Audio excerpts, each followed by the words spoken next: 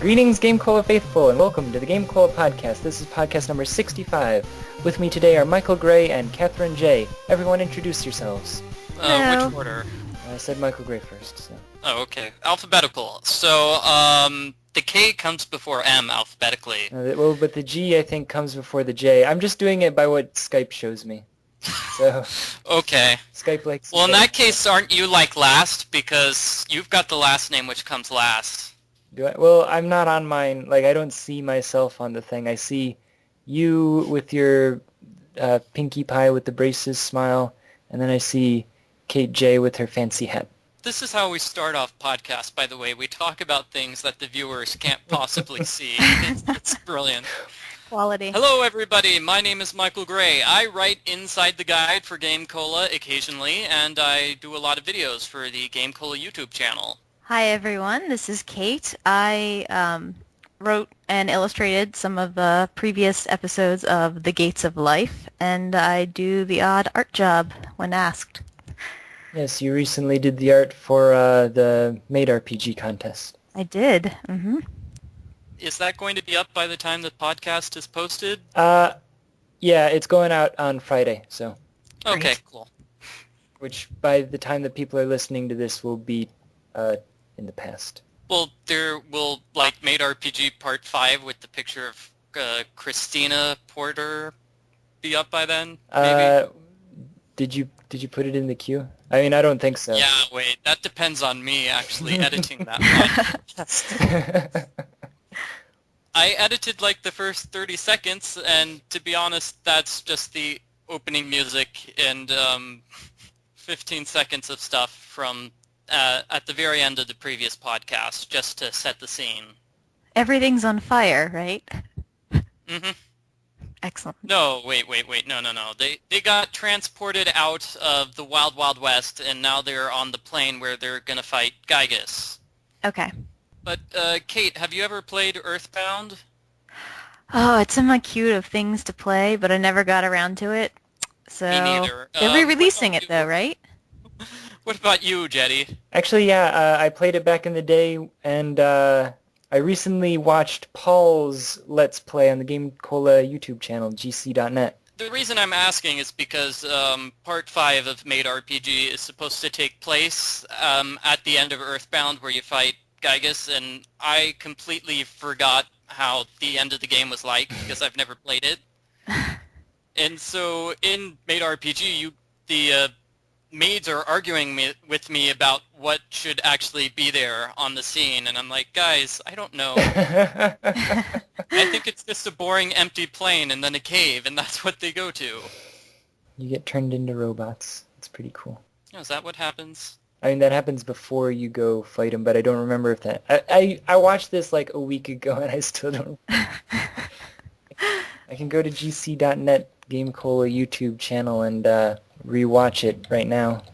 Yeah, don't they have the ending like they had in Paper Mario GameCube, where you get to see every single person you've ever met over the course of the 50-hour RPG say that you're awesome? Yeah, his Let's Play has the final battle split into 3 videos, I think, because of that.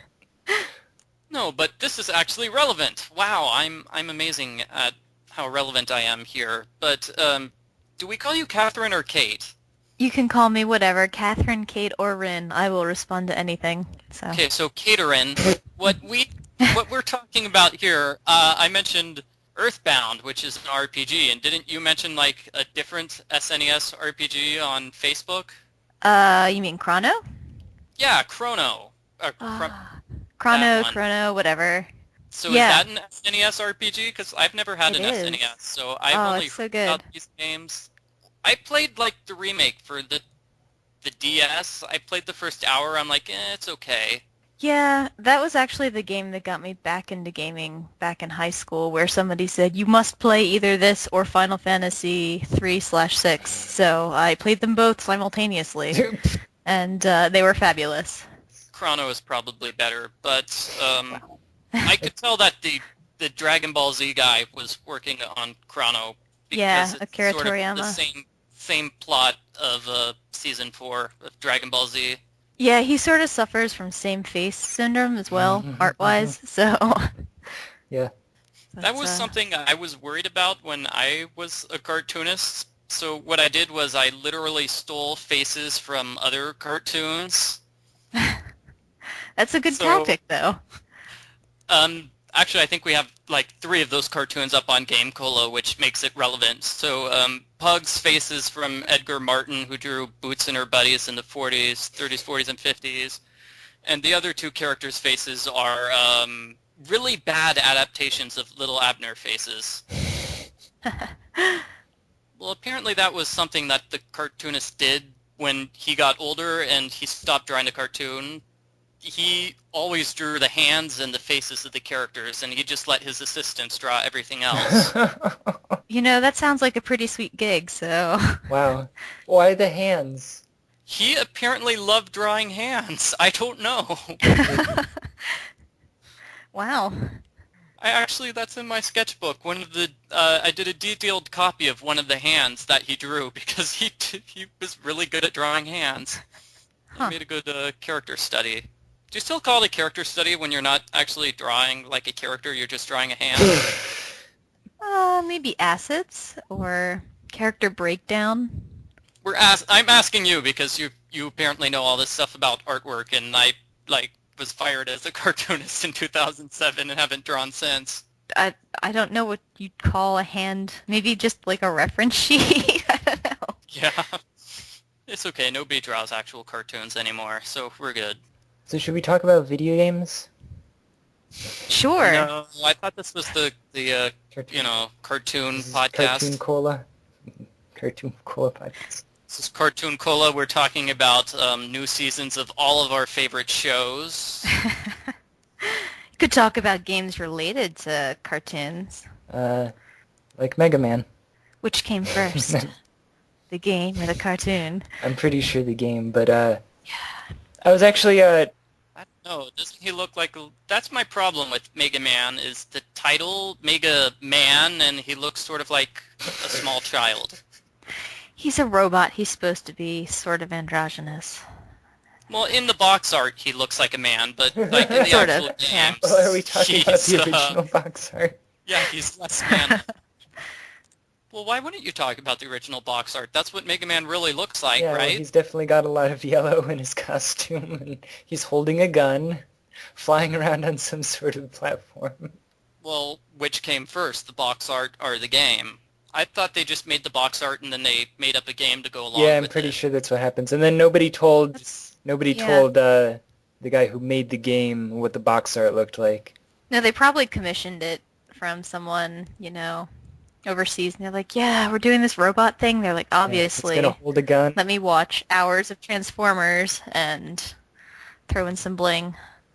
They recently released the box art for the upcoming Nancy Drew video game, Nancy Drew the Silent Spy, and I like it. But, yeah, they commissioned somebody to do their box art rather than one of, the 3 artists they have on staff. Mm-hmm. Why is that the case, Catherine? Because you know about art. It's like we hire somebody to make art. Why are we hiring somebody else to make art? Well, it I mean, depends this person on... only comes in for that one job and then sleeps the rest of the year.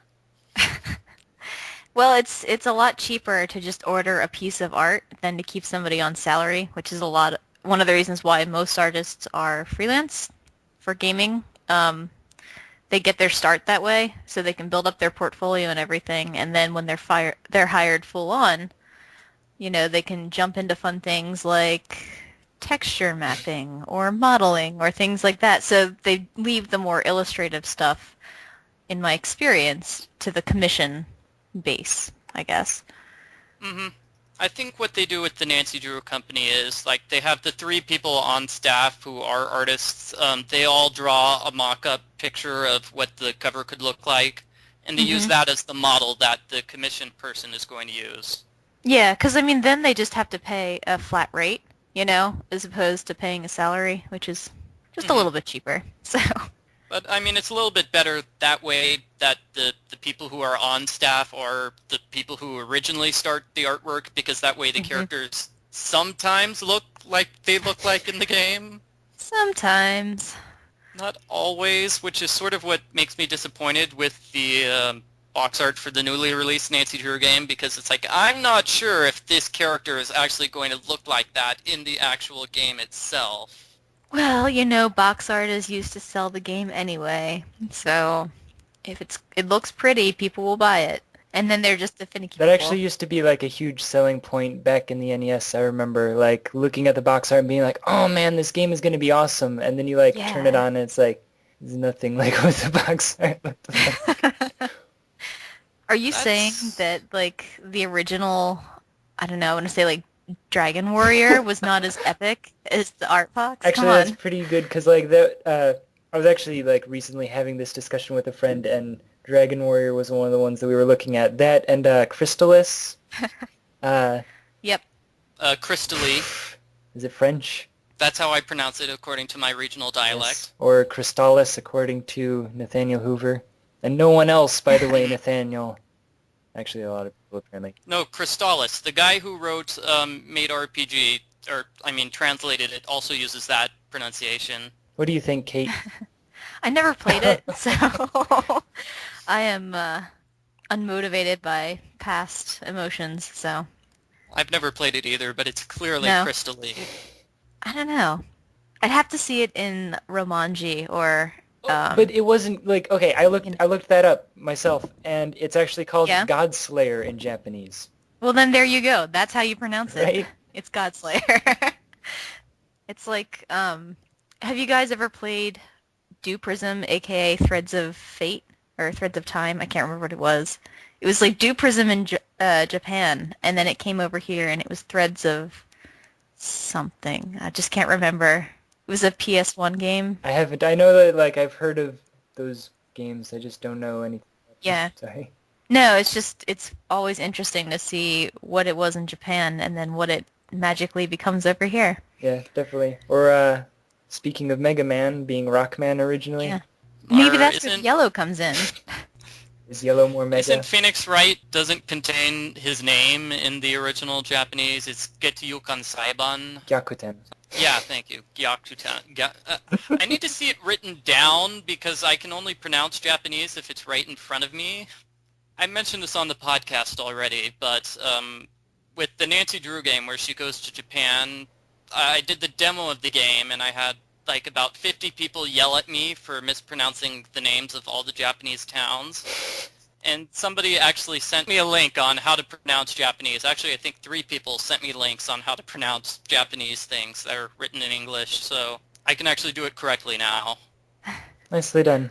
Like, it always bothers me when people can't pronounce things in Japanese because, like, pronouncing things in Japanese is actually rather simple. Yeah, I mean, it doesn't vacillate like it does in French. There are no silent E's or weird L's. Everything is very set. It's just knowing the kanji or the hiragana or katakana. Yeah. Or people Yeah. writing it properly. Yeah. Like, if they're writing it in English, actually writing it properly. I don't know. Yeah. It's Well, like all even my, then, though. what I'm thinking, my Filipino friends, they get mad when people cannot pronounce the NG word in, it's not a word, it's nyong, but that always trips up English speakers. Yeah. Everything else is pretty much exactly like Spanish/English, except for that one, it means of. A word that starts with NG. Well, no, I mean, Lamb of God is Cordero Ñong Dios, and in Spanish it's Cordero de Dios, so it's pretty much the same as Spanish, and I know Spanish, so the only thing that's tripping me up is the Ñongs thing. Yeah. Interesting. It's simple when it's just by itself with one word, but if it's like in the middle of a word, it's like, oh my gosh. We mentioned this on Game Cola recently, didn't we? With accents and things like that. I think someone was complaining about your complaints of accents in Leighton Brothers. Yeah, so, no, this is relevant about, with speech therapy and things I took. It's harder with a difficult sound if it comes at the end of the word or the middle of the word. If it comes at the beginning of the word, it's a lot easier to get through that difficult sound. Apparently that's just how humans work. But with Leighton Brothers Mystery Game, that Mystery Room, that has over 6 different regional dialects, all of them British, which is difficult for people who have not been to 6 areas in Britain. I don't know, you can just watch a lot of Doctor Who or something. Yeah, No, but they I don't keep have cable. they, We went over that. Oh yeah. and Does it's Doctor Who, hard. Hmm? Most of does the he have a Doctor Who heavy stuff is accent? not. It's more of a Londoner accent, but there are some pretty intense British accents, especially the farther away from London you get. Like, I forget the one I looked up. Yorkshire, they have the really hmm heavy Yorkshire accent in number 5. And I know this because I had to look it up. It's like, what is Gora? Gorra. Apparently it means got to or gonna, but they changed the N's to R's. It's like, oh, Gora, Yeah. be in this shite because it's fantastic. He was Yeah. really, he was a strange character who was really excited about the mafia guy. He wanted to be a mafia killer just like the mafia guy who he saw killed. Oh, something to aspire to. Yeah, I see the guy killed right in front of me and I still want to live just like him. Okay. Well, I mean, I think it's because they didn't really have a suspect in that episode, so they needed somebody there, so he's the witness. If he gets... I don't know. I mean, we do have some dialects and stuff in English that can be difficult to understand, but I guess like you were saying about Doctor Who, they generally keep it to like a more mild accent. I think we do the same hmm thing in English most of the time. Like unless it's like they only have an accent if it's like a key part of their characterization. Like they're Right. stereotypically from the South, so of course they have a Southern accent. Like they only, But there are different Southern accents too, yeah, so class comes into play. yeah, like Louisiana, Also, none of them Texas. are real Southern accents, I'm told. Which Nancy Uh, Drew game, I mean, the Nancy Drew game, which takes place in Georgia, takes place in Georgia. Like my friends from the South, it's like, okay, only one of those voice actors has actually been to the South and knows how to do the accent correctly. Everyone else is faking. I've never really I don't know. traveled too much through the South. I mean, like I live in Florida, but we're like this weird little island of like we get so much tourism and stuff that we just kind of like all melted together and we don't really have a Southern accent. But in the Panhandle, you do definitely get accents. My friends in Pensacola definitely have a sort of accent to them, but it's relatively mild. Georgia has multiple accents too. I mean, you've got the more, Hmm. I want to say, you know how when British people try to do American accents, it's inevitably a Southern accent? It's that, and then there's like kind of the redneck Southern accent too. Yeah, so I don't the know. the That's what I've actress who had experienced. the actress who had the good accent did the more sophisticated Southern accent. hmm But no, I mean, no matter where you go, up and down the coast at least. I mean, I'm from Baltimore, but I have family up in Pennsylvania who come from the Dutch country, so they say things kind of odd. Well, not oddly, but they just have different lilts from down here, you know, a Hmm. whole state away. So, Well, where I'm from, like, I mean, I live in Florida now, but we originally came from near Buffalo, and hmm it's just really funny to me to go back and, like, talk to my uncle, and just the way that they talk is definitely, I don't know, it just seems silly and stereotypical to me, but, I don't know, they sound kind of like people from Wisconsin, but I don't know. no, I have family up there too, and they do say weird things like pop Yes, I instead was of just soda. yeah, I was just thinking about that. Oh, good. Somebody else who agrees with me. That's kind of weird. No, I mean, even in Oregon, Central Oregoners talk different than wherever the heck Portland is, North Side. Yeah. Well, I mean, at least you have to give the developer, or the translator at least, kudos for trying to incorporate some of those accents, even if it does make some of the dialogue a bit hard to follow. Well, no, I think this is something with the Professor Layton series is that hmm they always translate everything or localize it into European English because it's much bigger in Europe than it is in the United States. Hmm. So, for Wasn't example, it the set? Professor Layton movie... Oh, you go ahead, Catherine. Oh no, I was just going to say, isn't it set mostly in Europe too, anyway? So, It does take place in Europe, but here's the funny thing. They have American voice actors and British voice actors. So for the movie, they use the British voice actors. And the strange thing is that the main voice actor, the guy who does Professor Layton, he's Christopher Robin Miller. He's 100% American. So, Oh. but no, Lonnie Minella, who does the voice of Nancy Drew, and she's one of my Skype contacts. She's actually online right now. We should bring her in. They apparently hated her British accent for Luke. The little boy. She does the Cockney accent for him. But they didn't mind her accents for the other female characters, so all the lines in the European version have just redubbed Luke, but they keep all of her other characters the same. That must be frustrating. Yeah. Although I do have to wonder, like, what do the characters speak like in the original Japanese? Like, Layton has a much deeper voice. well, no, but I mean, like, do they have any sort of accents? Like, are they Japanese forms of accents, or are they like a British accent in Japanese, or do you just speak like a normal Japanese person? Because you know Japanese, you would probably be able to tell. Like, it is something that I actually enjoy quite a bit, is listening to anime that have like characters who are American and they speak Japanese with like a bad accent. I just find it comical. Or Osaka versus like northern Japanese. Yeah, You know, southern versus northern accents. They're interesting. yeah. Well, I speak Japanese with a bad American accent, I'm told, but that's because I don't know what any of the words mean. I'm just pronouncing them. I'll try to find it for you, Jetty. We've got it here on Game Cola. That would be like the first announcement of Professor Layton and Phoenix Wright, wouldn't it be? Because one of the articles had the video which announced it with English subtitles, so you would get to hear what the characters sound like in Japanese. Yeah, I think I remember watching that, but it's been so long I don't even remember.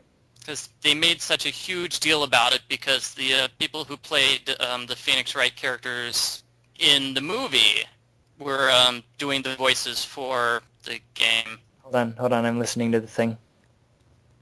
Yeah, he just speaks with like a generic manly, like old man sort of voice. Like not really old man, but like Professor Layton is definitely manly. So could you speak Japanese with a British? Of course you could. I just don't know any Japanese. Darn.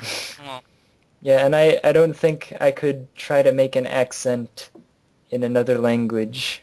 well, I could like try to speak like Spanish with a British accent. It'd be "Lo siento, señor." Now, I know that they definitely do cast different characters with, you know, the fake accents, because there was one character, I can't remember what show it was, but it was like a Russian guy, Yeah. so he was speaking Japanese with like a heavy Russian accent. So, I don't know. Actually, when I went to Japan, I remember we were walking through Harajuku, and there were all of these, like, there were people trying to, like, literally pull you physically into the shops and, like, pull you to the side and be like, you need to shop here. And they were pretending to be Americans, but they had, like West African accents. Like, they, like, walked up to a friend of mine, and they were like, hey, are you American? I'm from America, too. I'm from New Jersey. That's a city, right? of course. And, I don't know, I guess... Why do they think Americans will sell stuff? Aren't we mostly like universally hated? I think because they were black that they thought like street fashion, black people, it's going to sell to Japanese. Like it seems more legit that it's like, Okay. look, there are black people here. They like fashion, right? It's not racist at all. I don't know. It was just entertaining that like they did that. I don't know. That is interesting. Hello, I am from New Jersey. Would you like to buy my stuff? Yes, you're definitely from New Jersey, I can tell. It is a city. Is there New Jersey City? I'm gonna have... Well, it's different from Old Jersey. Are you sure? I think there is a Jersey City, isn't there? There is. Isn't that where people gamble? Well, there's Jersey City. I don't know if there's New Jersey City. Like, I just searched New Jersey City and it came up with Jersey City, which... Yeah. Oh, wow, that's New York, isn't it? Huh. Yeah. See, the weird thing is, I've never been to New York. I know nothing about it, but because they make so much media, like movies and books and things in New York, Yeah. they make all the stuff take place in New York. So I've heard of these places, but I have no idea where they are. Like Newark and don't go to Hoboken. Newark. Hoboken, wasn't that where they had the giant chicken or something? Hoboken? That's northern New York. The Hoboken chicken emergency, adapted into adapted into a movie in 1984. Oh, well then. Actually, it bothers me sometimes because I remember talking to somebody who was from New York City. And I was like, "Oh yeah, I'm from Western New York," and they're like, "Oh, you're from New York City." I'm like, "No, I'm from Western New York," and they're like, "Oh, you're from upstate." No, upstate is Albany. Western New York is Buffalo. Like, there is an entire state of New York. I Like, don't think people appreciate it until they start having to drive through it. yeah, And then it takes, like 6 hours. and then like my friends seem to assume that the rest of the state is also full of city, and I'm like, no, it's cows and stuff. Really? Yeah. Okay. Because I can't appreciate it, so I'm going to look this. Okay, so there are different parts of Manhattan, and Brooklyn apparently is different from New York City. I don't know much about New York City, honestly. I was on the opposite Brooklyn end is of a the state. borough outside of it. So, like, when you think of New York City, you're thinking of Manhattan Island. Did you ever watch Gargoyles Nope. growing up? Oh, okay. Add I that to your probably to-do should have, list. because I know Latin, so it would have been a good idea. But no, I mean, so Brooklyn is like a suburb that's not on Manhattan proper. But there's a It's- bridge which goes to but there is a Manhattan bridge. proper, There is which a is called bridge. the Brooklyn Bridge, right? Yes. That's So the it- fifth Percy Jackson book. They actually included a map of New York, which was helpful for us non-natives. Because it was important because they had to protect the Empire State Building, so they had to have like warriors on all 5 of the bridges which are close to it.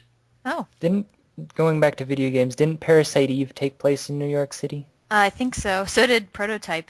Video games. Yeah. Video games that take place in New York City. Didn't Ghostbusters 2 take place in New York City? Yes, I believe it did. Yeah. I was just gonna say, I'm pretty sure that that was the one where they like possessed the Statue of Liberty. Yeah, I think so. So, wow. Speaking of games Sorry. which take place in New York City, there's a Wikipedia article for it. Wow, because that's necessary. Fabulous. Do they have one about Buffalo? This is a video game set in Buffalo. Obviously not. Okay, so Yawn. Assassin's Creed 3, never played Yeah. it. 18 Wheels of Steel. I think Well, you're only there for like 20 minutes. 18 in wheel Assassin's Creed American Pro Trucker. Sorry. No, that's okay. Yeah, Assassin's Creed 3. Isn't that the one that takes place in colonial America? So I guess they don't Yeah. have much of Maryland either. Poor Maryland. It's okay. We're near DC, and Fallout 3 takes place there, so it's all good. It's all good. So Fallout refers to like nuclear fallout, so it Yes. takes place after the world has been destroyed by nuclear weapons. Yeah, it's like 200 years post World War III, and it's a quasi 1950s universe. So So World War III took place 200 years before the 1950s? so like This is civilization so weird. collapsed. Civilization collapsed during the Cold War. Like there was a nuclear strike, and the only people who survived were the ones who were down in the vaults.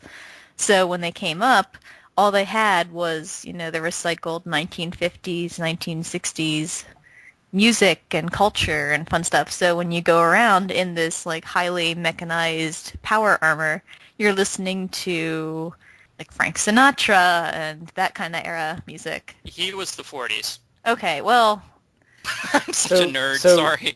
no, So- I'm just... Is Fallout based on Blast from the Past, the movie starring Brendan Fraser? I don't know. I've only played 3, so I haven't played 1 or 2. Oh, I thought you meant like you played 3 of the Fallout games, and okay. No, I played Fallout 3, the third installment in... I was just making a joke because Brendan Sorry. Fraser starred in a movie in which, like, I think that there was no nuclear war, but he was locked away in like underground. Oh, yeah, I know what you're talking about, that movie. I think that came after the game, so maybe the movie was inspired by the game. Oh, that's a good point. I never thought about that at the time. But yeah, it's So kinda Home like Alone that. 2, Lost in New York, takes place in New York, as does Teenage Mutant Ninja Turtles, The Manhattan Project. Wow, I get it. Oh, Yonoid takes place. Wow, you don't know. Wait, Ultimate Marvel versus Capcom? Well, do they include Where in the World is Carmen Sandiego? Because she can stop off. Actually, she does stop off. The one that was the game which was made in 2001, and I know that because it has the Twin Towers in the game. Mm. And it's kind of unfortunate that, that was the one scene in New York they showed. Yeah. Because they were, destroyed the exact same year the game came out. Well, then clearly you need to go in and update the Wikipedia list. Hold on, this list on Wikipedia says that Pilot Wings takes place in New York City, and I'm pretty sure it doesn't. Like, I've beaten Pilot Pretty Wings. sure it does. Does it? It's on the list. I mean, I guess that's a good point. Like, even though I played the game and I don't remember New York City being in it at all, if it's on the list and it's on Wikipedia, it must be true. Well, maybe it was in the manual. Maybe it says so in the manual. Yeah. It's true. But speaking of games which were outdated by the time they were released, Hardy Boys for the DS, Hardy Boys Treasure on the Tracks, they go to Russia and they find, what's her face, Anastasia. Oh. Okay. And later that year, they officially proved the evidence that Anastasia was killed. Oh, yikes. Well, they compare it with the movie timeline, Yeah, well, I mean, I got a couple of comments on my video walkthrough for that. They're like, Michael, Anastasia was killed. Didn't you read the news report in 2009? Well, 2009, that's it. So the game was released 2009. And let me see when the report was. Anastasia of Russia. The Russian princess. Oh, well. I think I might have the wrong person. There are too many Anastasias. What are you looking for, her death date or when they debunked? Yeah, when they debunked it. Well, I'm also looking for her too. 2009, yeah. Yeah, so, but I mean specifically the game came out in September 1st, so can we get a date on... March 13th, 2009 is what's coming up for me. Oh, snap. So, apparently there was no check, I guess, or they're just like, Well, you know it was what, March 13th, and it's like, well, we're dedicated long- to this. how long does it take to make a game? Because Yeah. from March to September, so I guess they had, a vague opportunity at that point to completely change the game, Yeah. or just go ahead with it. Well, was it a lynch point? I mean, was it key to what happened in the game, or was it just a fun, haha, Easter egg, we found Anastasia? It was kind of a main point too. She shows up at the very end and gives our heroes the clue, which helps them find the treasure. Ah. So I mean, she's an well. actual character who talks. That's your bonus at the end of the game. It's like, whoa, the Hardy Boys found Anastasia. And then I sang the song from the Anastasia movie because I couldn't think of any other joke to make because I knew nothing about her. In my defense, she died. Yeah. Very she young. did. She was murdered. Video games. Yeah. So Good did they make a times. video game based off Anastasia? I don't think they did, but if they did, I could only see it being like the Atlantica level in Kingdom Hearts, where all you do is press buttons to songs. I don't know. They made a game based off the Page Master, Oh, that's Uh, true. it was a very good adventure game. They used the actual animation from the movie for the animation in the game. It says on the Wikipedia page, the success of Anastasia spawned various adaptations of the film into other media, including a direct-to-video spin-off film, a computer game, blah, blah, blah, blah, blah. But it does say there was a computer game. Let me click the Adventures with Puka and Bartok. Yeah. I'm also looking at That a sounds very Princess Dress-Up historical. game. Woohoo.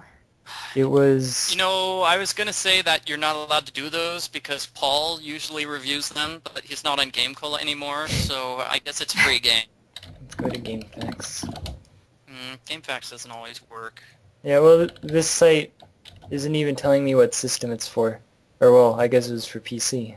Since it said that. There's one for There's an PlayStation. Anastasia- Yeah, I was looking at that. yeah, one for the PlayStation and one for the PC. But there's... Well, there you go then. Is the PlayStation 1... show me a bigger screenshot than a 50 by 50, Oh, there we go. of the game cover. That Go looks- to eBay. Oh wait, that I looks- guess eBay might not work. I got it, and it looks completely unrelated to the movie. But there is an Anastasia game, apparently, for PlayStation. Includes Well, I cartoon, think with- film, jigsaw puzzle, and coloring book. Oh. With what's its face, the Page Master game, it was supposed to be based off the movie, but they cut stuff out of the movie, so yeah. So there's like a large section with Frankenstein, and apparently he was too frightening, so they cut him out of the movie entirely. Wow. Sounds So like I a good end, boss. Feel kind of bad for the game. No, actually, you help Frankenstein find a beautiful woman. He wants love. That's all. Oh, So he And marries that's scary? Frankenstein's bride. I see. Well, it's scary because you know how Frankenstein comes to life, right? So our hero Richard goes to the graveyard and actually digs up a couple of bodies so they can make a wife for Frankenstein, so he can give Richard the letter E, which is the answer to the Sphinx's riddle, which will let you get inside the area with the dragon, who is the end boss of the game. Wait, was the riddle Yes, I did recite all of that off the top of my head. the one about like the beginning of every end and the end of every Yeah. Yeah, the end of time, the start of every ending. yawn? Well, because I knew that riddle, I was able to solve like the exact same riddle in Harry Potter and Goblet of Fire, where the Sphinx's riddle, it was a Sphinx, right? And they cut it out of the movie because who wants to see interesting stuff? Well, when you can blow things up, clearly that's what people are looking for. Yeah. Well, I feel kind of bad for that particular section of the movie anyway, because it wasn't very good. Where they go in the maze and everything, because there's like nothing there. Well, I always wondered what it would be for the people in the stands. They were just sitting there and watching these shrubs and hearing screams off in the distance. Like, Well, to be honest, they had to sit through the second task where they just sit That's and watch true. the lake for an hour. yeah. And the book Yeah. is very specific. It takes over an hour. How long does it take in the movie? Like 10 minutes? But the first task was okay because, you know, they watched the fighting dragons, which is interesting. But Right. in the movie, Harry and the dragon go flying around the castle and they completely leave the stadium. So that must have been like the world's most boring challenge to watch because they weren't actually in the stadium half the time. Well, though, I think the dragons had been chained in the stadium at that point. So they got to see at least the first 3 fights. So at least they saw something for the first round.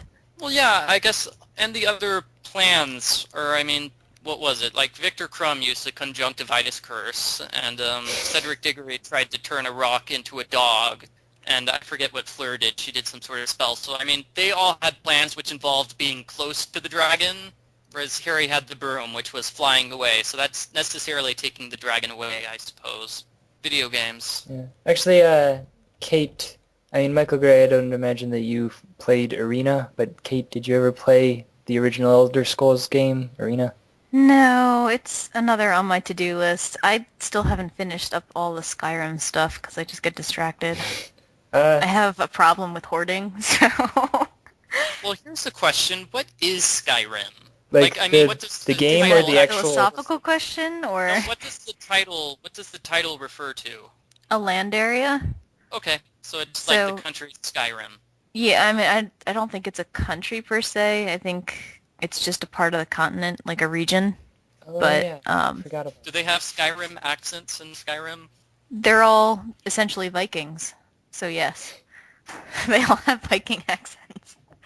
Well, Okay, yeah, I've never played Skyrim. I don't have the Xbox 360. I was... Well, you could play it on PC.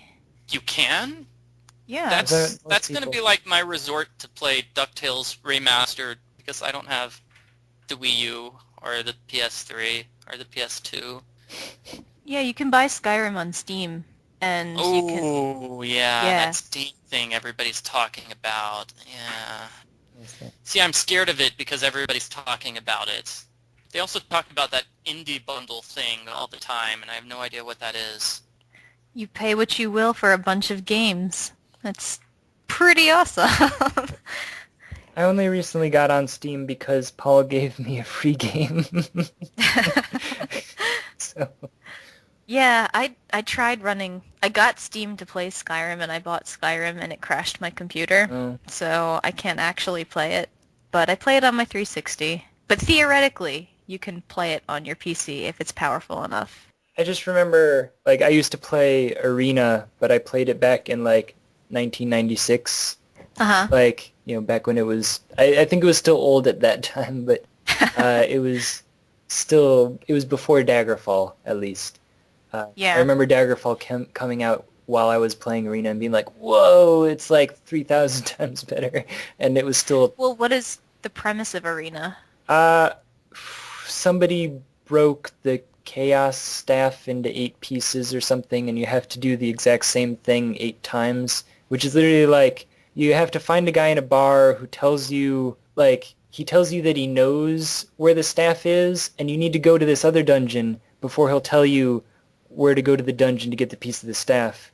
Literally do that. So Like, lots of like chained fetch and carry missions, essentially. kind of, but before they really had the concept of any of that. Like, Okay. it wasn't really well put together or, like, linked. You just kind of did this stuff. I don't know. Unfortunately, oh, go ahead. Oh, what I was just going to say is we were talking about games that have riddles in them, and that was kind of a major part of Arena, is before you would be able to get into, like, certain rooms with major treasures, like at the end of a dungeon, they would have you say the answer to a riddle, and I was pretty good at them, actually, but I remember I got stopped at this one point. I was all the way in the center of a dungeon. I couldn't sleep because there were monsters, like, outside the room.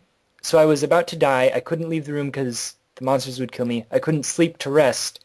And I only recently, like a month ago, looked up what the answer to the riddle was and came to find out that instead of being something that you could just tell, like the other ones were like, what is a hand that doesn't have fingers of its own or something dumb? And it was a glove. Whoa. Or like, I don't know, it was an egg or time. What gets wetter the more it dries? It's a towel. Whoa, that's a good one. I don't think that one was in there, but that should have been. I don't know, like, I think it probably had the E riddle. Mm-hmm. But the thing was this one, this very specific one, was based on, like, game lore. So Oh, okay. I didn't have the manual, and I didn't even think that it was going to be something that was based on the game, so I was just, like, guessing, and yeah. Yeah, Skyrim doesn't have anything like that. It's mostly a bunch of go here and kill everyone, or go there and get an item, but to get that item, kill everyone, you know? Yes. Yeah, So, I think it I mean- might be better if it had more, brain teasers. Yeah. Skyrim 2, Brain Teaser Edition. Yes. Well, I mean, they're working on the Elder Scrolls Online right now, and Oh. I don't know how many brain teasers they'll have for that. Sadly. What they need to But- do is re-release the King's Quest games. You guys played those, right? I played the first couple back in the day. Yeah. They're probably not as good as I remember they were, but they were pretty fabulous at the time. Yes. No, but we can talk more about King's Quest, but to go back momentarily about downloading games which kill your computer, Yeah. the Assassin's Creed series, this is a fun little story. I got the Assassin's Creed and loaded it on my computer, and for some reason it changed the name of my other games. Oh. So here in my games folder, I've got a game called Dark Messiah Might and Magic, made by Ubisoft. How do you pronounce that company's name? It's Ubisoft. Yeah. Ubisoft, released 2006. And when I open it, it actually opens up my copy of the Pride and Prejudice game. Oh. The Pride and Prejudice dating sim, which is weird because it's like, Well then. if I want to play Pride and Prejudice, I have to open up this file which tells me that it's going to this game which is rated M for nudity and blood and gore and intense You mean violence. that's not the Pride and Prejudice game? No, there's Disappointed. not that much intense violence. It's just mild violence. That's a shame. Does anyone here remember Something Awful? It sounds Ugh. familiar. I remember the time Paul was on the podcast. Oh wait, is that a game you're referring to? No, it was a website that used to be popular back in the day, and lately it's kind of like no one cares about it anymore, I don't think. I mean, maybe someone will yell at me in the comments or whatever, but I just remember a long time ago, I'm talking like 10 years ago or more at this point, they were making fun of somebody's game, and they were like, yes, it's Derek Smart's Desktop Commander, because the game immediately closed as soon as it opened. So they're like, wow, this game is the perfect desktop emulator. It looks exactly like my desktop. Nice. So, King's Quest, I never played that. That was made by Sierra. They made a bunch of Quest games. Mm-hmm. And Space Quest. I only played What's-Its-Face. Never played that The one I did with Paul for the game called YouTube, with the boy. The Adventures of Willy Beamish. Oh, yeah. And the thing which killed us was one of the puzzles which depends on your processor speed. So I did not have enough time. It's a time challenge, if that makes any sense. So if you have a really fast computer, it only gives you 20 seconds to solve the puzzle. Whereas if you have a normal computer from the 90s, I guess it gives you 3 minutes. Yeah, I had a similar issue. I had this when we got our first CD-ROM in our PC, like, whoa, new technology. It came with like a copy of Interplay's 10th anniversary, which had like all of the games that they made. And one of them was just so very old that it was literally impossible to play. You started it up, and like if you could get it to like select a proper menu option, because like instead of just like jumping to the top or jumping to the bottom, if you finally got it to play, it would just like instantly be game over because everything did its thing and you didn't have time to enter anything. I feel upset that the King's Quest reboot was not, well, it was canceled by Telltale because now they only make games based on comic books. That is a shame. There were some pretty solid titles back in the day, so... Yeah. I've been asked to do a video walkthrough for the one which was fully animated, like number 7, I think, with Disney-style animation. How is that game? I don't think I actually played that one. I had the whole collection, but it was at a point where I don't think the computer could handle it. So it looks familiar, though. So maybe I did play it. You've got to get an emulator, I guess. Actually, Yeah. no, that's like 1998. I don't know if the emulator would work. 1994 for Windows 95.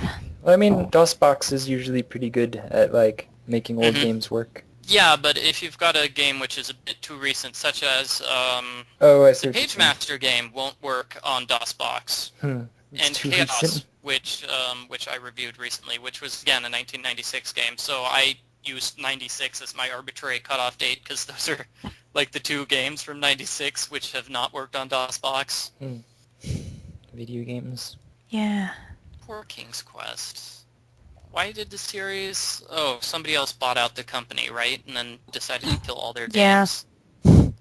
Yeah. It's the perfect thing to do when you buy a video game company. I'll show you. Was it a competitor? Like, I don't know. No, it was like... That's They really hated the one puzzle in the second game where you had to be like pixel perfect and go through the maze of vines. I don't know. It's too bad. I'm surprised that it hasn't been picked up by a fan at the very least, but... yeah. It says that it's been tried to pick up. I mean, one of the producers tried to make their own like spin-off series, but they weren't able to use the King's Quest name specifically because the people who owned it were in the process of selling the rights off to Telltale. Oh. Oh, okay. But since Telltale dumped it, it's like, oh, I feel so bad for the guy. Yeah. He's a Kickstarter. Let me buy the rights to the name King's Quest so I can sell my game. Yeah. Revamp the I'm surprised series. What's-His-Face didn't do that with Monkey Island. Now that Disney owns LucasArts, you think they'd be willing to Yeah. sell? I don't know. Wow. Once Disney gets its clutches on things, do they really let go?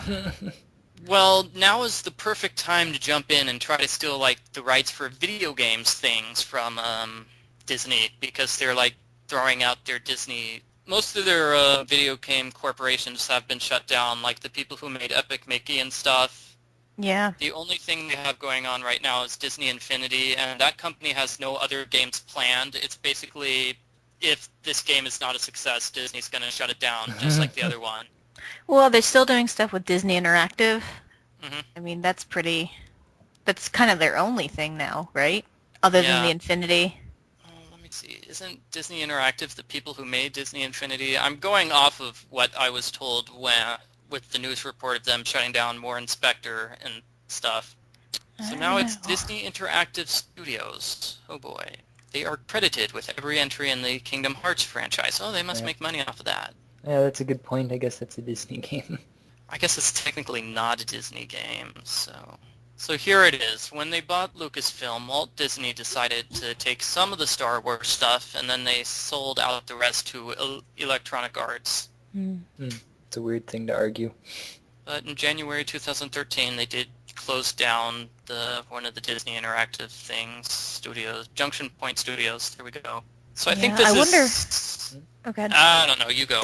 I was just going to say, I wonder if they'll do more like, hey, Squaresoft, or Square Enix, or, EA, or whoever, here are some characters, you can play with it. Just give us the money when you're done. I could see them farming out their characters other than making the games themselves. Yeah. That used to be something they did a lot, but I don't, they used to do that with, hey, here's the Jungle Book, and here's DuckTales, go crazy. Yeah, that was a good game. I haven't played the remake, have you? Mm-mm. I think it's Wii U, isn't it? It's Wii U, PS3, and Xbox 360. Oh, they do have it on 360. Well, I'll have to check that out. Well, the reviews were not positive, but they all come from people who I think were unable to play the game, the original NES game. Okay.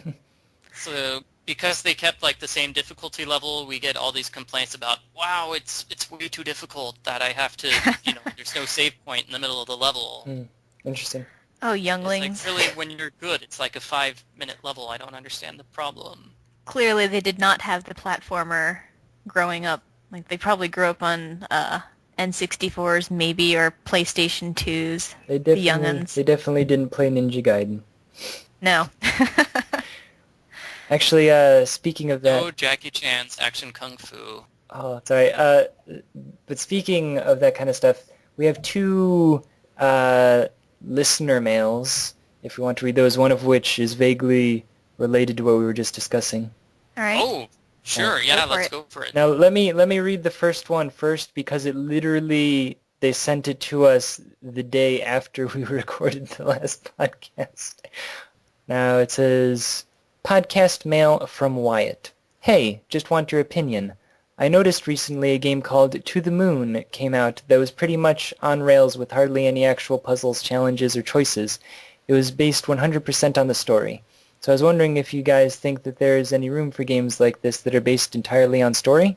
Also, do you think that games like these can actually be considered games, or if they should be considered interactive stories? I don't want to be, mean, but, I played the demo for that game, and it was awful. You didn't like it? I did not like it at all. My gosh. Was the story bad, or just gameplay?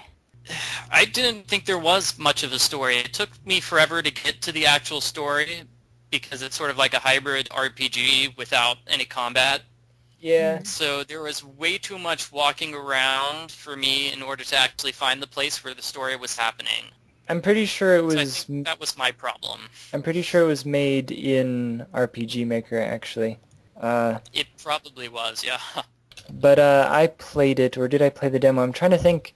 I feel like I played it because of GameCola, but I don't think I did a review. Give me a second to look. So what do you think, guys? Is it just that it didn't work because it was mostly story, or was it just the mechanics itself were just awful and didn't support the story itself?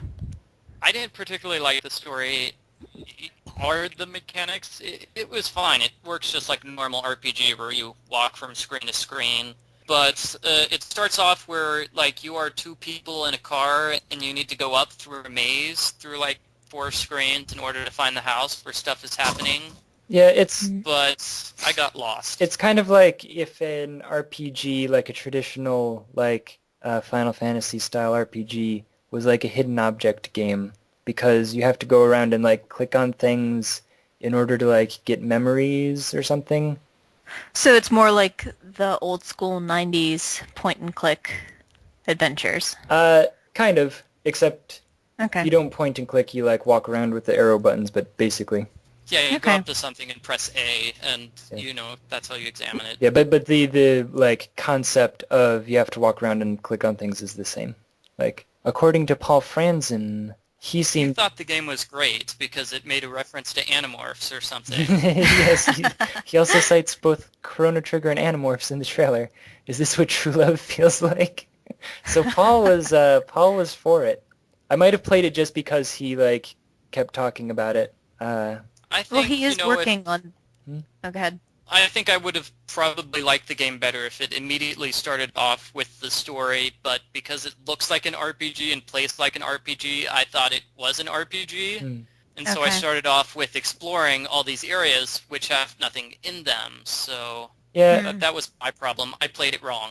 like I thought the graphics were pretty good. Like I liked it was a very pretty game, I thought.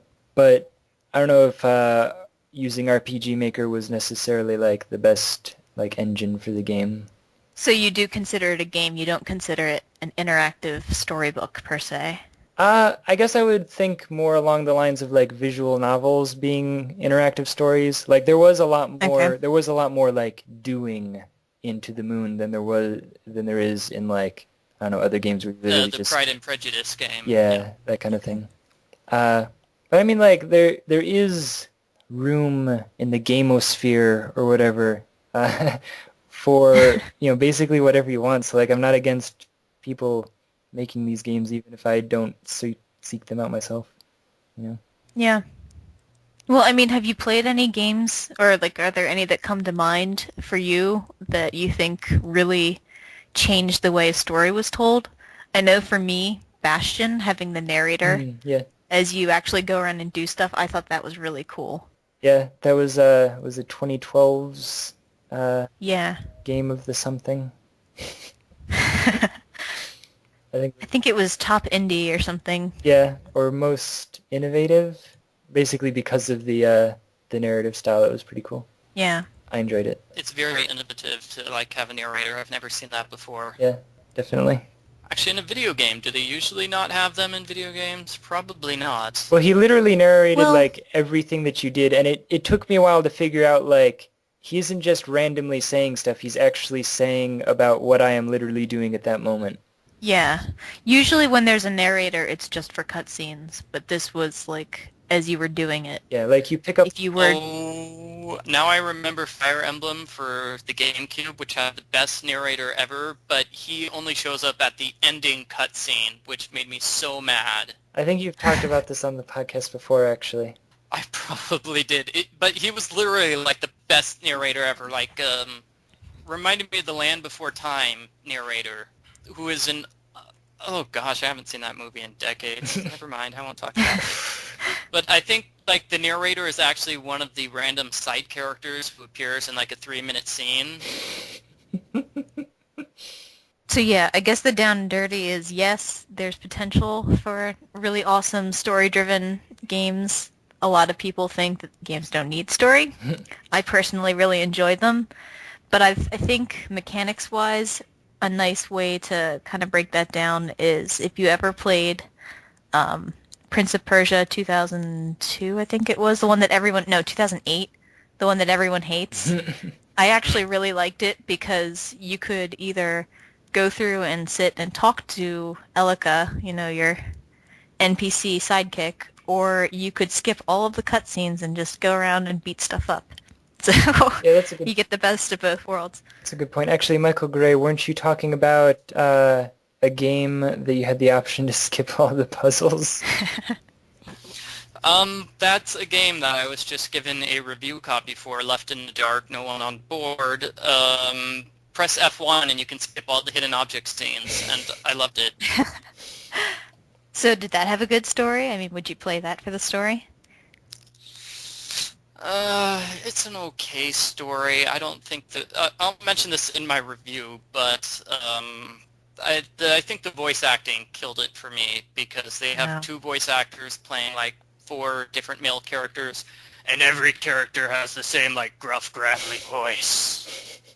Because it's supposed to be scary, but Oh. I mean, I'm like, Nice. So, next email? Sure. I'm looking up the narrator for... wait. Fire Emblem Path of Radiance. Right, this is relevant. You can skip all the story in that game as well. But why would you? No, RPG. No. But it's one of those good RPGs rather than Final Fantasy. Ooh. Jetty, put that as a podcast topic. What's the difference between like the Fire Emblem and the the Final Fantasy RPGs, right? One's like a strategy RPG and the other's the other. Yes, the other. Definitely. No, that is a big difference. They both start with F, though. I mean, they're pretty much the same. They're from Japan. They're video games. Yeah. Who can tell? But the next email, okay? Of arcades and applications. Dear Game Cola Podcast, I recently read an excellent article on your website entitled Retro Does Not Equal Good, written by Mr. Daniel Castro, Esquire. In this article, he wrote the following. Sometime later, I realized that there is a reason for the insane, quote, difficulty, unquote, in Ikari Warriors 2. This game is actually a port from an arcade game. You know, those things that used to gobble coins from us. As glorious as we might remember the good old arcades, we can't deny the fact that they weren't designed to be fair or let us have a good run on our money. Their role was to offer the exact level of difficulty to get us killed over and over that would make us keep pumping coins into them without feeling like we were being robbed. Mr. Castro is talking about arcade games, but he could easily be talking about the current gaming generation with its premium content, in-app purchases, and DLC. I've seen many a game where the developers purposely make the game as difficult as possible in order to force players to buy extra lives, equipment, and imaginary currency. What do your staff members think of this trend? Is it the future of gaming, as the Xbox One asserts, or will this trend go the way of the arcade? Yours sincerely, Winthrop Squigglebottom. I don't know. DLC games. DLC that you can add to a game once you've bought it. If it's cheap enough, I'll buy it.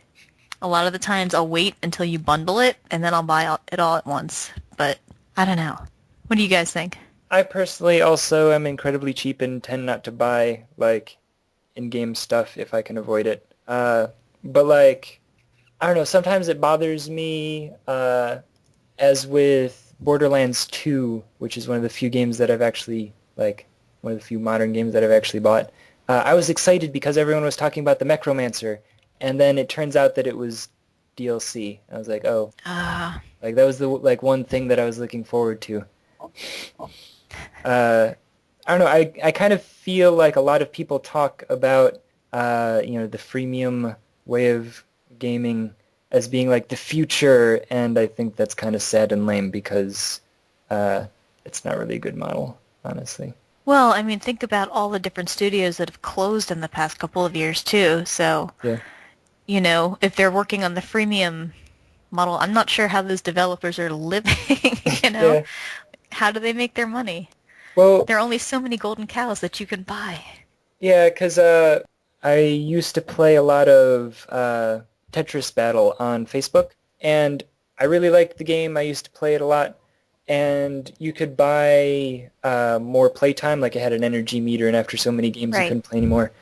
And I never bought more energy, but what I did like was you could choose like the Game Boy Tetris tiles, like make it look like the Game Boy game or whatever, and I saved up for like a month my in-game coins to buy, because you could buy them either with money or you could buy them with like in-game earned coins. And finally I got enough, and I bought it, and it was like, okay, you have this for 7 days. Oh, Yeah, and I'm like, are you kidding me? Like, did this just happen? And that was when I stopped playing the game at all. And I feel like a lot of people are probably with me where they start playing these games and they're like, oh yeah, this is cool, and then they realize that it's a complete ripoff. And yeah. There's only been one Facebook game that I've ever really been tempted to buy anything, and it was fortunately shut down before I gave into that. yeah, But Little Cave Hero, I don't know if either of you played it. It was like a throwback to, I don't know, it's like a typical puzzle game kind of thing, like Super Nintendo style Zelda puzzles. yeah, But it had a lot of like snarky comments and witty characters that were just hilarious. Yeah. And when you got more items, or like when you bought actual things, it actually increased the gameplay by making things easier or giving you more time to play. So that was the only time I've ever really been tempted for a Facebook game. Now, Yeah. DLC for like a 360 game, usually it depends on what it is actually offering. If it's story, then yes, I'll probably buy it. Yeah. If it's just more swag, then no. Yeah. I'm not spending money on that. A fancy hat or whatever. Yeah. And I think that's kind of the thing is there are ways to make the freemium model work in a like respectable manner. Yeah. And I think that most people don't. And what you end up with is, I think Michael Gray recently complained about this in Inside the Guide, that in order to get all of the episodes for whatever game he was reviewing, it would have cost him like $125. Oh, yeah. Mhm. See, they did that in Assassin's Creed 2. Oh, yeah? And what you do is you play through memory sequences, and I don't know if it was initially, whoops, we are not going to have the game done in time, or haha, let's see if we can push this Yeah. to like DLC. But there were 2 sections of the game that you actually had to go back and buy, and they were totally worth it because they were super, super fun. But I still am kind of resenting the fact that, you know, a good couple hours of gameplay were cut out of 3/4 of the way through the game. Yeah. It's just like, oh, we can't do this, so we're just going to skip ahead. I don't know. I like my DLC to come at the end or to enhance what's already there, not be like, haha, we could have given this to you, Yeah, but we're not. that sounds kind of lame. It was still really fun, though, so... Michael, do you have any comments? Yeah, sorry, I was just trying to see if the narrator for Fire Emblem Path of Radiance was in the sequel, but apparently he is not, which makes me sad. And What's-Her-Face is in it, who I mentioned, Lonnie Manella, who's in does Nancy Drew. That's how I know her, but she also does the Professor Layton stuff. Interesting. I could tell it was her voice. She kind of like did the same voice, which I suppose doesn't matter. I think most voice people do kind of use the same voice most of the time. Just saying. No, but I don't even know how to pronounce it. The Shin Megasi something game. I just remember reading a review of it recently where somebody was really mad that it's pretty much based off the freemium model where, you know, you'll get double EXP Oh. if you pay them $5 for this one level. Yikes. So it's like, well, I could grind, but I could pay them $5 and get like 1 million coins. Yawn. But apparently there's only No. one shop in that game, the Shin whatever. Shin Megami Tensei? That one? Yeah, apparently there's like one shop which sells things at a super exorbitant prices, and I think that's probably the reason why, which is painful. I guess it just depends on how hardcore a fan you are. If you're a casual gamer and you're just playing it because it was recommended or because it was fun and you got it cheap or whatever and you play it and you're like, okay, this is good, but I'm not going to pay X amount more to make it easier or, you know, enhance my experience with 10 more hours of gameplay, you know? hmm I mean, the review I read, which was complaining about this, was saying that apparently it's a Japanese gaming trend because the phone games are very popular in Japan. Okay. And so Yeah. that's why it's just now appearing on Nintendo systems. It's because that had to become popular in Japan first before they would put it in their games. Hmm. I don't know. I Even mean, though we've had like phone games in the United States for not at least a decade, 8 or 9 years. they had phone games before we did, I think. Like, Yes, you're right. because what was it? They released a bunch of like Final Fantasy spin-off games for the phone. Yeah. And those were before we really had phones that we would consider game playable. It just, what we consider to be a game on a phone tends to be iPhone games, and what they consider a game on a phone is things that you use, like the up and down keys and number keys to play. Yeah. Yeah, I was specifically thinking of iOS because I was applying for a job for one of those companies, and it basically required the job requirement 6 years of experience in developing games with the iOS. And it's Oh. like, wait a minute, How when long did the is... Yeah. iPod Touch come out? 6 years ago! Oh, well, Huh. okay. Man, getting a job in that industry, that was rough. Yeah. Well, I was in Cupertino, where Apple's headquarters are located, so I mean that's why it was rough and why they could be so specific. Yeah, like This is something which didn't happen. Wasn't that the previous podcast where we tried to talk about games and we had no games in common? So like I had played the N64, but Jetty, you've only been up to the SNES. I think that's every podcast though. But I can pretend I've played SNES games in King's Quest. Well, that's what emulators are for. Clearly, you need to go back and get some good times in with the old school games. Honestly, with the old school emulator, all I did was the Oregon Trail, which I need to That's all you replay need to do. now that I'm in Oregon and I can actually pronounce the names of places correctly. You actually get to Oregon when you play? Then clearly you were not playing correctly, sir. I just shot a Have you bunch of seen- squirrels. My video walkthrough for the game does include a lot of hunting. But Yes. it was also a show-off where it's like I got all the way to Oregon on the most difficult mode, which is teacher mode, Yeah, where you start off with like no money whatsoever. It's just like real life. Teachers don't have any money. So I also kind of wanted to show off that I could actually beat the game because people apparently thought that was, they thought it was cool. But no, at the end of the game, you go to Willamette, Willamette County, and it's pronounced Willamette. Get- I don't know So how many I times I learned actually that. got there. Now that I've actually seen the river itself and been in the area. But no, I was... Did you try to Give me a ford the second river? here. I have exactly 52 older games to play on my 90s emulator, so I could go through them. Although, because they're like old games, they don't have the full title in it. So for example, the Black Cauldron, it's in a folder called Black CAUL, because if it had 12 characters, that would destroy the emulator. Ah, So I can't tell what all these games are. Just, okay, Dino Park, that was a good game. Dr. Brain.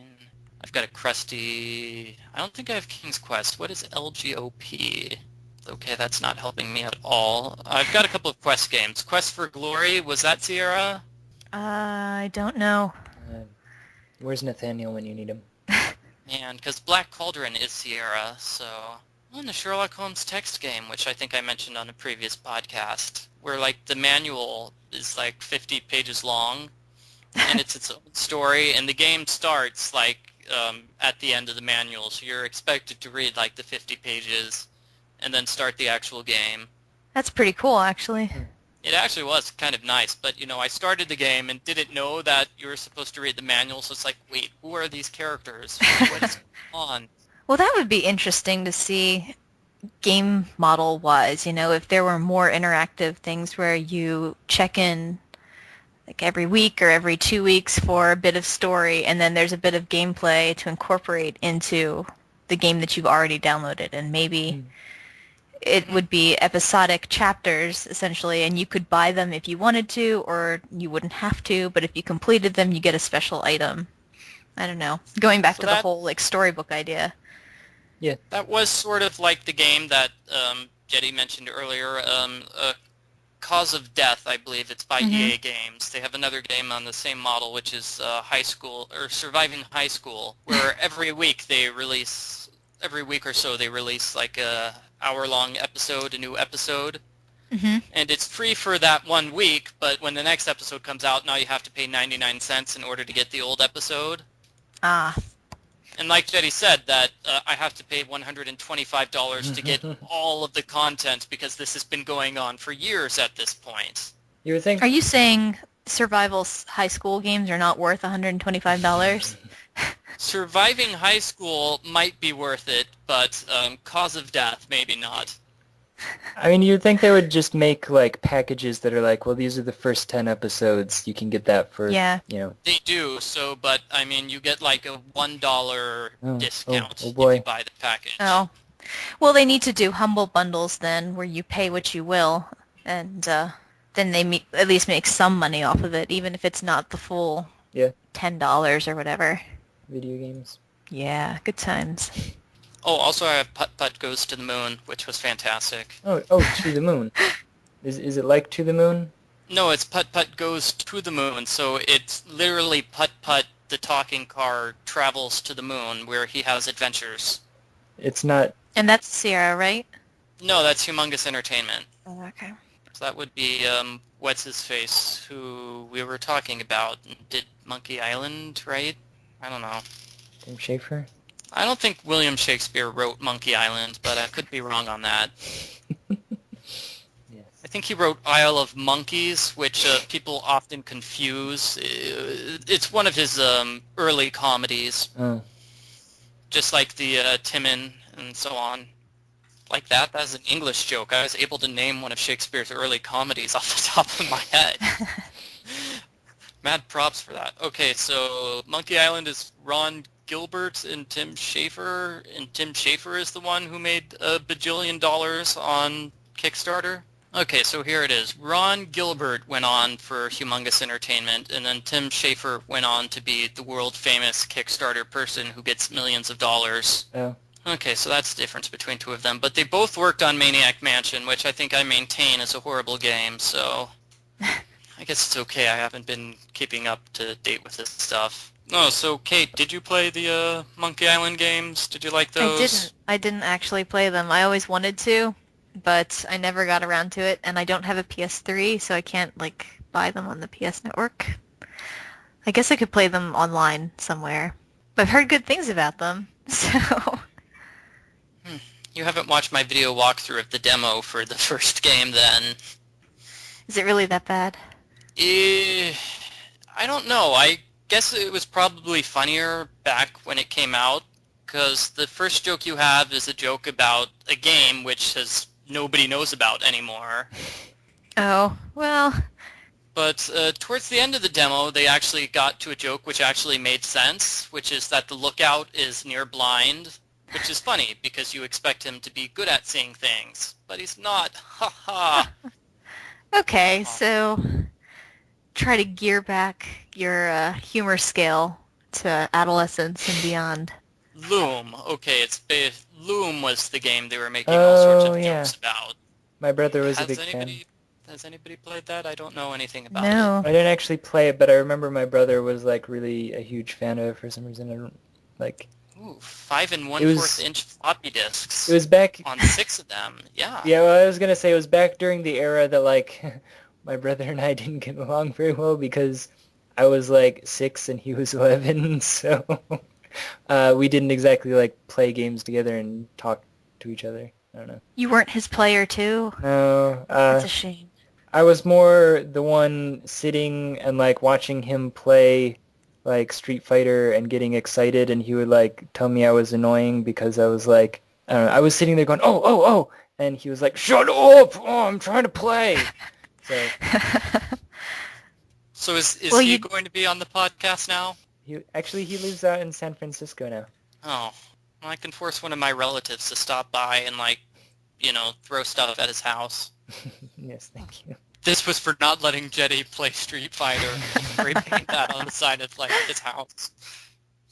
Obviously, he lives in a mansion in San Francisco, right? Yeah, obviously. Actually, I do have a good story, which is when Chrono Trigger came out, a friend of his bought it. We didn't like buy it or rent or anything, but he borrowed it from a friend. And I remember waking up at like 6 a.m. on a Saturday because I was like 12 or whatever, or 10, I don't know. And like seeing the game and starting it and being like, well, it's not mine, so I'm not going to save. And I literally got from like the beginning of the game all the way to like the part where you go to the future, which is like Uh-huh. a few hours into the game, Yeah, And yeah, then- it is. And I didn't save, I didn't die or anything. And I got there and my brother got up and was like, you're not supposed to be playing that. It's my game. And he turned it off. Ah. I actually talked to him about this recently and he doesn't even remember. But, like, I remember because I played those hours. Well, did either of you ever play Zelda 2? Like, Oh, Adventure of Not Link? on the NES. Not a- I have a gold cartridge edition of Zelda 1, but it has something else. I got it at a garage sale, so it has, like, the Versbergen family name written on it. So I'm like, well, it's a gold cartridge edition, but it has somebody else's name written on it. No, I bought it anyway. I It's only like I didn't play it like when it was new, but I did since I didn't have a Nintendo 64 or PlayStation, I just went back and Mhm. played a whole bunch of like NES games around like 96 to 98, and that was one of the ones that I was like, dude, I actually like this Zelda game. Yeah, so you know how hard it is though, right? Yeah. So I was playing it and it's the only Zelda game that I've picked up and I've never been able to beat, and it's because it's just Nintendo impossible. Yeah. And so I had gotten to, I think, not quite Ganon's castle, but the one right before, and I had my NES on the floor, and my cat walked across it and just reset the whole thing, and it hadn't saved, and I had gotten all of my extra lives, like the 2 that you can get. Yeah. I was like, no! So that broke my spirit, and I've never tried to play it again. It's just too hard. That's harsh. It is. So sad.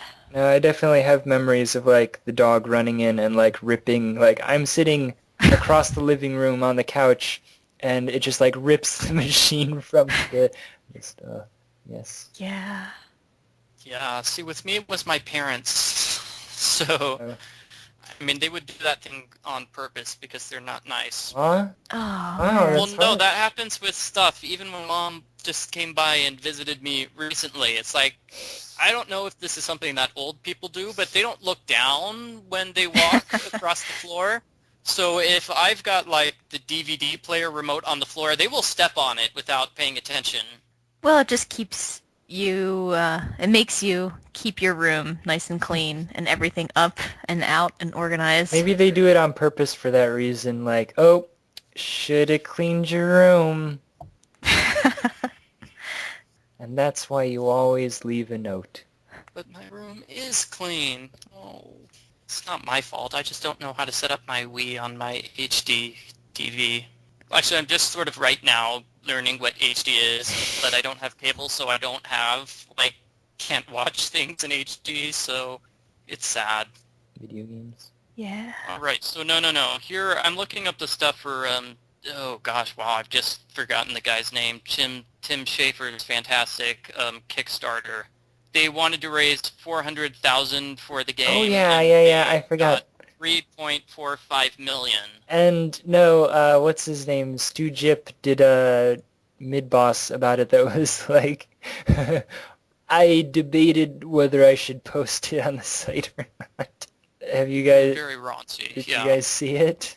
No, but you can forward it to me later. Okay, I'll post it in the chat so that you can take a look, because, So they made 8.6 times as much money as they needed to make this game, which just makes me wonder what they're doing with all the additional money. well, I mean, I've heard, like they did like ramp up what they were doing, and what they wanted out of the game.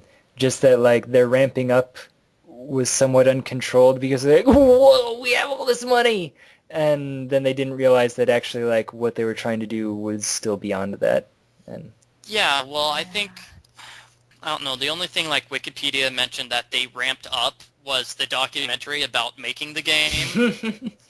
So I'm like, that's not really ramping up the game. What I would do is I'd take the money and make 4 or 5 games. Yeah. But that's just me. I'm smart like that. Maybe they're smart too, and not all of the money went directly into that one game. Well, has the game come out yet? Or are Nope. they still working on it? I think this was pretty The recent. most recent thing they did was they changed the name. That was the recent thing. But the Kickstarter was February 2012, and the release date apparently is next January. I guess it's Okay. a bit longer than I thought, but still.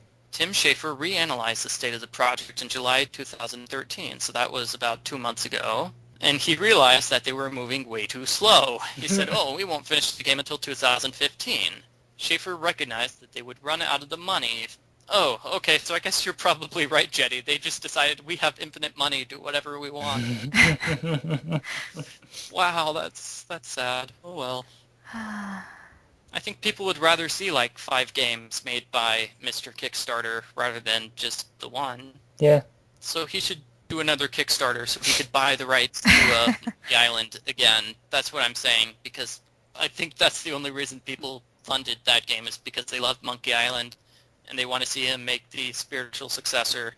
Well, if he makes that much on a Kickstarter, he could probably afford, or get at least enough interest to say, hey, look at all this money I raised to buy the Monkey Island thing. Maybe we should make a new game. Talk to me. Yeah. But he might want to Well, produce the first game first. Nah, he doesn't need to do that. No, Monkey Island, they made, Telltale took care of that and made the new Monkey Island series. I'm confused. I'm looking at this. Maybe people just really liked, Sesame Street, Once Upon a Monster.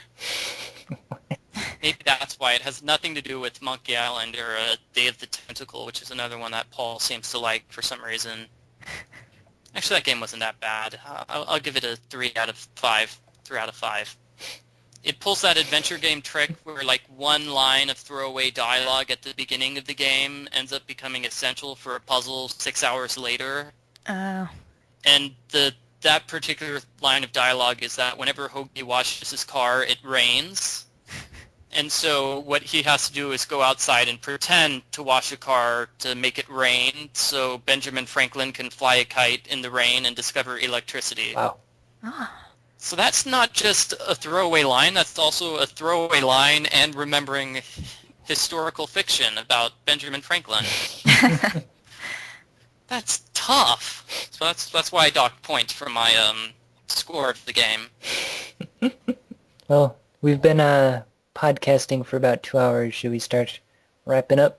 Yeah, Sure. we didn't talk about the 2DS or anything relevant. I thought about doing that, but then we had such good conversations before. I don't think I can cut enough out to get it down to a reasonable time. It's okay. We talked about it on Facebook, right? I think everybody liked it. Or did your friends like it and mine hated it? I think that's how it worked, because I saw you posted about it too, Catherine. It looks like people are sort of on the fence. Honestly, I just want to play the new Zelda game, but I don't want to do another, I'm going to buy one console and have one game, which has been all of the Nintendo things for me so far, so, yeah. Yeah, and Michael Ridgway got mad at you for not liking Phoenix Wright. Yeah. I thought To each his own. I thought When someone. the new game comes out, we'll see what it's like. I'm still a little hesitant because, the guy who wrote all the other games isn't writing this one. So I really get the sense that it's more like a serious reboot rather than a serious continuation, but that's just me. It's been 6 years since they made the last one. I thought that somebody was just making a joke when I read someone say something about 2DS. I was like, haha, what? And then I saw everyone else was up in arms about it. I was like, what is this? I don't know. I mean, I guess it makes sense for people who don't want the 3D aspect, but it's still a bit high for something that's essentially a DS, but it plays 3DS games. Yeah. Well, I mean, there are people who legitimately can't handle neurologically or whatever the 3D Yeah. effect. Oh, is that my problem? But the thing is, you can turn off the 3D aspect, can't you? Oh, yeah, It that's still true. kind of hurts my eyes when I play the game not in 3D mode because of the 3D models with Professor Layton, but also because I'm playing the game with all the lights off in the dark. So my iPad screen can actually capture the game, Oh, yeah. and I have to turn the game to the lowest brightness setting. Interesting. Which is a problem because people said, well, if it's hurting your eyes, turn off the brightness. It's well, I've got it on the lowest brightness setting, but it's still... Yeah.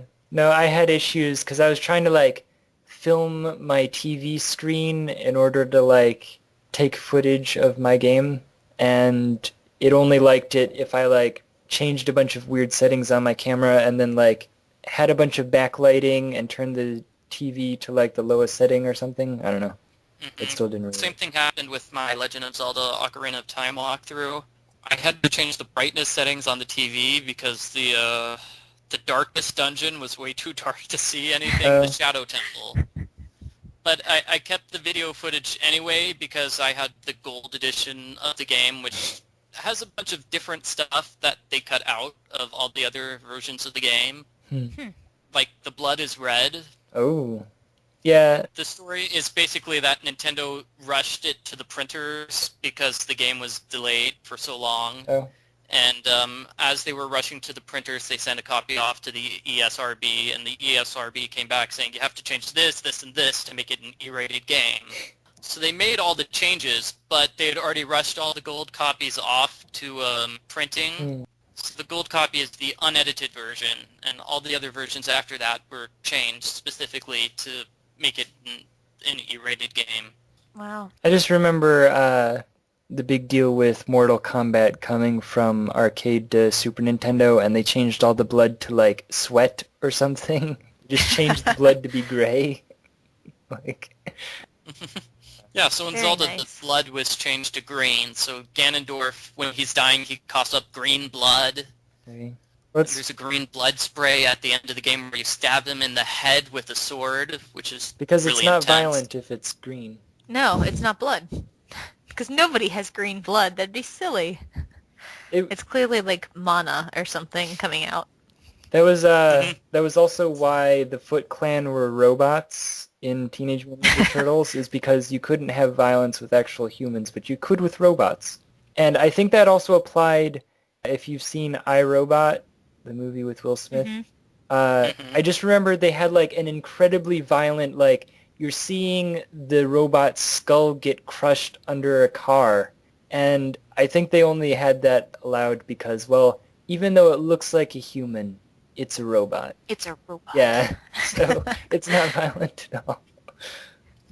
Well, also with Legend of Zelda Ocarina of Time, part of the reason they were able to keep that ending was because it was sort of cartoony in a sense. Yeah.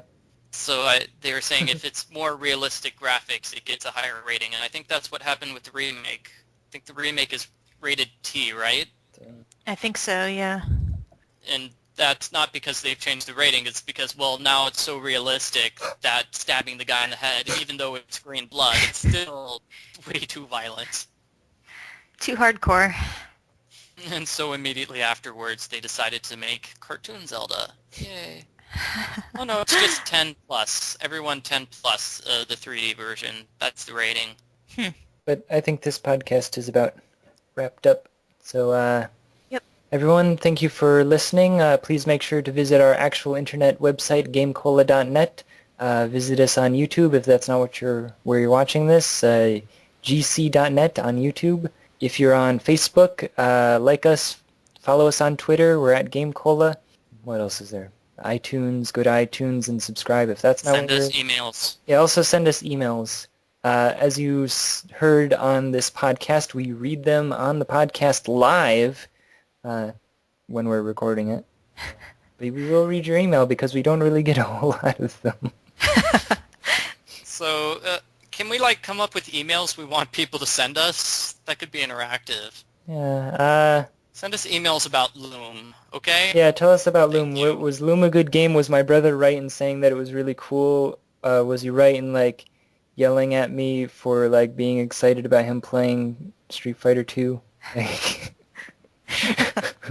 Well, I mean, how much were you interfering with him playing the game? He was sitting on a separate seat. I was sitting on the couch, kind of, bouncing up and down and being like, oh, because, it was, a really intense fight, I guess. I don't really remember much. I just remember that he yelled at me and I had to leave. Well, I think what usually happens is that, when that happens, you're supposed to, build off of the other person's excitement. So the cool older brother's like, hey, you think that's good? Check out this move. Whoa! That's what, the how perfect much older brother Nintendo does. rage is allowed? He might have been losing, so maybe it was annoying. I don't even know. Probably. Okay, so we've decided that your brother is a loser when it comes to Street Fighter. When it comes to Street Fighter, perhaps. I don't know. I think he beat the game, so Oh, eventually. those games can actually be beaten. The things I learned on the podcast. Yeah, video games. Yep. But, yeah, thank you guys for showing up to be here on the podcast. Thanks for You're having welcome. us. Yeah, so goodbye, everybody. Bye. Bye.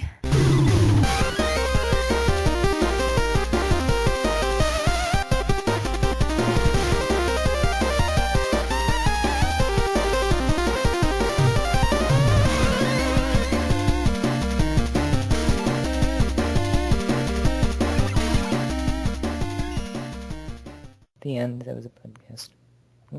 Yay. She So what is left. PAX East? Because they've got a PAX East. She left. On the West Coast. She did. I guess she didn't know that we keep talking about random nonsense after the podcast. Oh well. But no, there's a PAX East.